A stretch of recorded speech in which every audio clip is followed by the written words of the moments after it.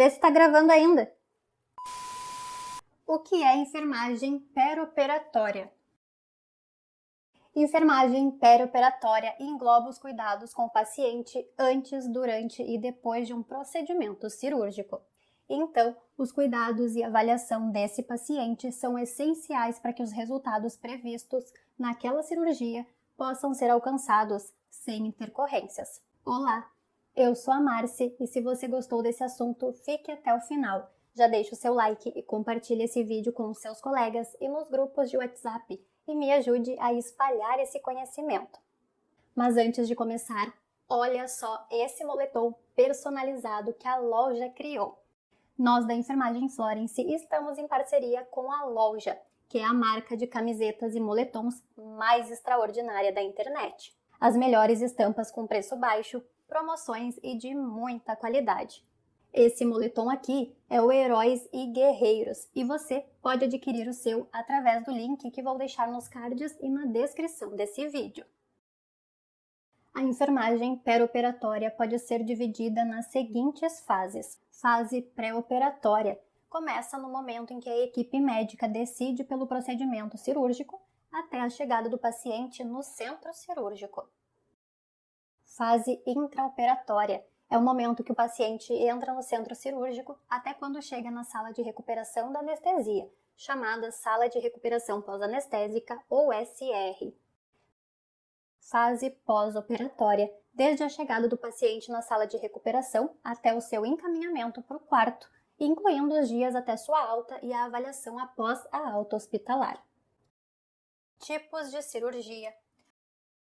Um procedimento cirúrgico pode ser indicado em diversas situações clínicas. As cirurgias podem ser classificadas quanto à urgência cirúrgica, que engloba cirurgia eletiva, tipo de cirurgia em que existe planejamento para ser feita em um momento mais adequado na vida daquele paciente. Portanto, caso ocorra o adiamento do procedimento cirúrgico eletivo, a vida do paciente não fica em risco e não existe complicações a curto prazo. Como um exemplo desse tipo de cirurgia, nós podemos citar a mamoplastia e a gastrectomia. Cirurgia de urgência. Tratamento cirúrgico que requer pronta atenção e deve ser realizado dentro de 24 a 48 horas. Por exemplo, a apendicectomia. Cirurgia de emergência.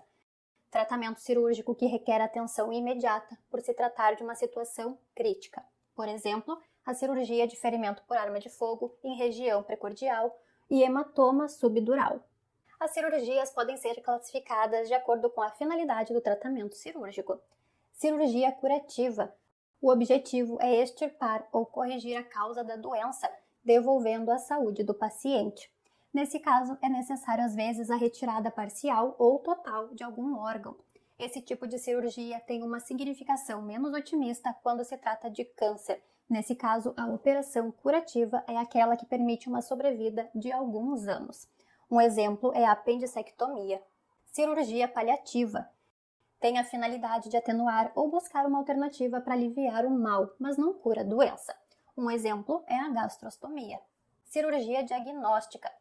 Realizada com o objetivo de ajudar no esclarecimento da doença. Um exemplo é a laparotomia exploradora. Cirurgia reparadora.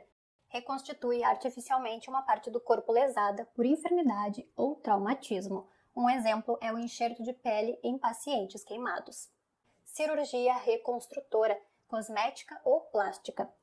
Realizada com objetivos estéticos ou reparadores para fins de embelezamento. Um exemplo são as rinoplastias e mamoplastias. As cirurgias podem ainda ser classificadas quanto ao porte cirúrgico ou risco cardiológico, ou seja, pequeno, médio ou grande porte, ou risco considerado a probabilidade de perda de fluidos e sangue durante a sua realização. Grande porte, com grande probabilidade de perda de fluidos e sangue, por exemplo, cirurgias de emergência e vasculares arteriais. Médio porte, com média probabilidade de perda de fluido e sangue, como por exemplo cabeça e pescoço, ressecção de carcinoma espinocelular, ortopedia como a prótese de quadril. E pequeno porte, com pequena probabilidade de perda de fluido e sangue, por exemplo, mamoplastia e endoscopia. Quanto tempo pode durar uma cirurgia?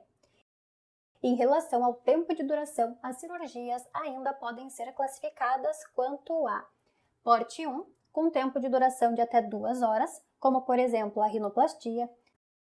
Porte 2, cirurgias que duram de 2 a 4 horas, como por exemplo a colecistectomia e a gastrectomia. Porte 3, de 4 a 6 horas de duração, por exemplo, craniotomia. Porte 4, com tempo de duração acima de 6 horas, como por exemplo um transplante de fígado. Risco de contaminação de cada cirurgia.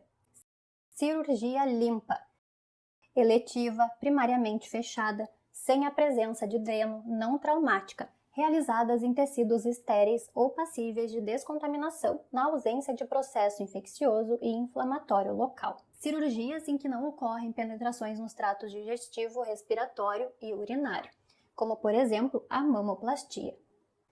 Cirurgia potencialmente contaminada, realizada em tecidos colonizados por microbiota pouco numerosas ou em tecido de difícil descontaminação, na ausência de processo infeccioso e inflamatório e com falhas técnicas discretas no transoperatório. Cirurgias com drenagem aberta enquadram-se nessa categoria.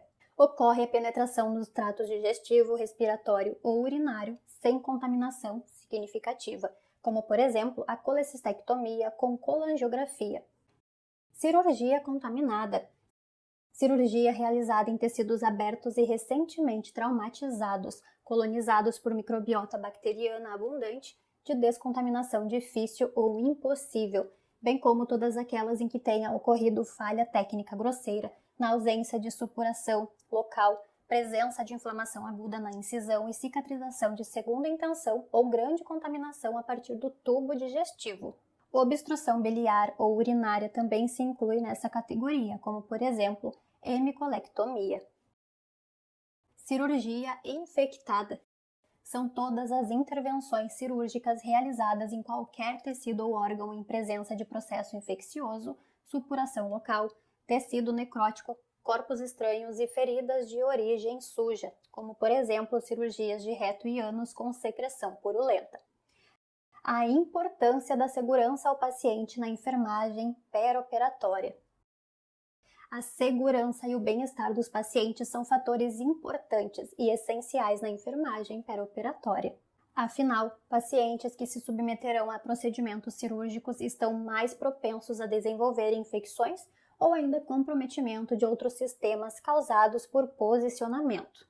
Dessa forma, protocolos clínicos baseados em evidências são adotados em diversos centros, visando melhorar os índices de recuperação dos pacientes e diminuição de intercorrências. De fato, esses protocolos incluem práticas fundamentais como a identificação correta, bem como a mobilização precoce, além do uso de antibióticos adequados, cirurgias minimamente invasivas quando possível e abordagens terapêuticas para a resolução dos problemas, por exemplo. Projeto de melhoria do cuidado cirúrgico. O projeto de melhoria do cuidado cirúrgico lançado nos Estados Unidos tem como metas reduzir complicações cirúrgicas em 25%, intervenções de enfermagem no estágio mais precoce possível. Dentre as ações desse projeto estão administrar antibiótico profilático 1 hora antes do procedimento cirúrgico e suspensão desse antibiótico 24 horas após o término do procedimento, controle da glicemia sérica em pacientes submetidos à cirurgia cardíaca, remoção adequada de pelos corporais em pacientes submetidos à cirurgia, remoção da sonda vesical no primeiro ou segundo dia de pós-operatório, manter o uso de beta-bloqueadores no dia da cirurgia, profilaxia e tratamento adequado para tromboembolismo venoso. Metas de segurança do paciente. Em 2013, o Ministério da Saúde instituiu o Programa Nacional de Segurança do Paciente através da Portaria 529, e de fato essas metas estão em concordância com as metas internacionais de segurança do paciente estabelecidas em 2006 pela Joint Commission International dos Estados Unidos. Assim, esse programa estabelece as seguintes metas: identificar corretamente o paciente, melhorar a comunicação efetiva, melhorar a segurança dos medicamentos de alta vigilância, assegurar cirurgias com local de intervenção correto, procedimento correto e paciente correto, reduzir o risco de infecções associadas ao cuidado da saúde, reduzir o risco de lesões aos pacientes decorrentes de quedas. Já o Corém de São Paulo estabeleceu uma cartilha com 10 metas para a segurança do paciente, elaborada por enfermeiros, pela sua Câmara Técnica e pela Rede Brasileira de Enfermagem e Segurança do Paciente. Identificação do paciente, cuidado limpo e cuidado seguro, higienização das mãos, catéteres e sondas, conexões corretas, cirurgia segura, sangue e hemocomponentes, administração segura, paciente envolvido com sua própria segurança, comunicação efetiva, prevenção de quedas, prevenção de úlcera por pressão e segurança na atualização da tecnologia. Assistência de enfermagem pré-operatória. A avaliação inicial do paciente deve ser feita colhendo seu histórico, bem como investigando possíveis alergias e uso de medicamentos, além da condição atual de saúde do mesmo. Além disso, garanta a disponibilidade do formulário de consentimento informado, bem como explique a necessidade de qualquer outro exame. Foque na educação em saúde com as orientações necessárias ao paciente, conforme o procedimento a ser feito, incluindo o tempo de jejum, por exemplo. De fato, o formulário de consentimento informado é exigência legal. Com ele, o paciente deverá ter uma ideia do procedimento e também do que esperar no pós-operatório.